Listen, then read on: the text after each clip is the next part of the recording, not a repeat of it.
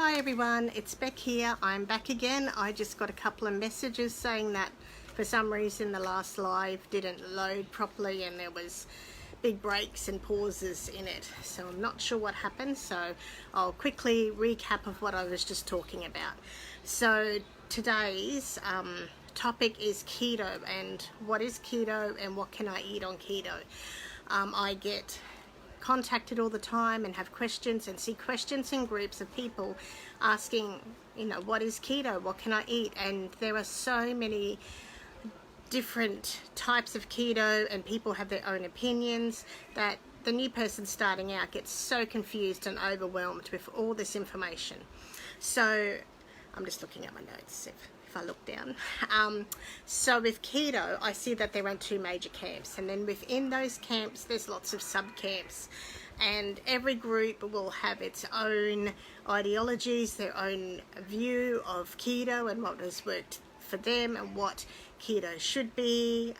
You'll find groups right from really lax keto right through to really strict keto.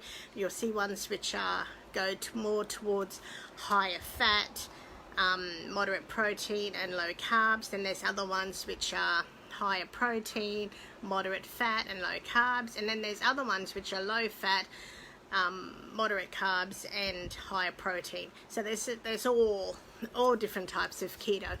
And really what keto is, or ketogenic diet is a metabolic state. So there are some groups out there that they just look at a metabolic state, and they don't enforce food lists, or you can eat whatever you want as long as you meeting your macros and eating low carbs so that your body is in ketosis. And then there's other groups which are clean keto, and they have food lists. So there'll be your general list for everybody and people starting out. Then there'll be a list for maintenance and treats, special occasions and stuff, and then there'll be a list of things you do not eat at all. For me personally, I see keto as more than just a metabolic state. I see keto as a way to heal our bodies. So I lean more towards the clean keto. I eliminate wheat, soy, sugars, and a lot of things like dextrose, learning what all the hidden sugars are. I try not to have artificial colorings and preservatives and flavorings and stuff like that. I try and eat as clean as possible. Every now and then, I might have a zero Coke as a treat, but that's once in a blue moon. Or I might have something that isn't quite as good, but like 90% of the time I try and eat as clean as I can. So saying that, then within that there are people that are strict and say you can't eat this or you can't eat that, right through to ones that are a bit more lax. They try to avoid where possible, but they're not as fussy about what artificial sweeteners they use and if something's got this or that in it. So it just really depends on what keto is for you and what you're looking at it for. And as I said, for me it's also about health. It's about gut health. It's about healing our bodies, inflammation and stuff like that. So any products, any foods, any drinks that I recommend them from: would I eat them, would I drink them, would I use them? And I really, really research everything that I recommend.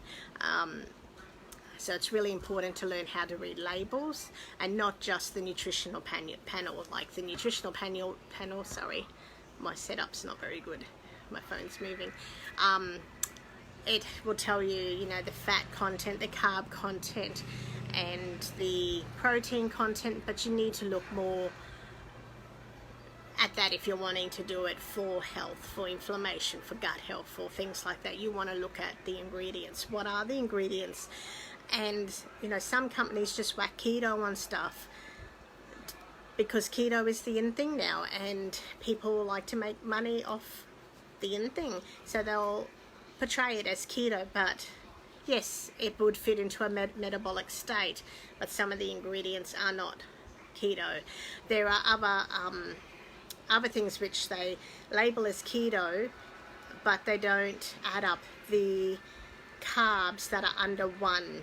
So they'll cast that as 0. And when you look at the ingredients and you work it out yourself, it might actually have 2 grams of carbs, but it's portrayed as 0 on the packaging. So you really have to know how to read the ingredients yourself. And those 2 grams of carbs could be the thing that kicks someone out of ketosis if they're tracking, you know, because also, as you know, within keto, there's the people that track religiously and like, you know, follow everything to the T, where other ones, which they call themselves lazy, you know, they, which I hate those terms, lazy keto and dirty keto. I'm going to have to, I think I'll invent new terms for our group. But yeah, the ones that, you know, class as lazy or keto, they don't necessarily track their macros. Yeah, so, and as I was saying, I'm just looking at that, yeah, so any things that I do recommend come from that point of view. It's not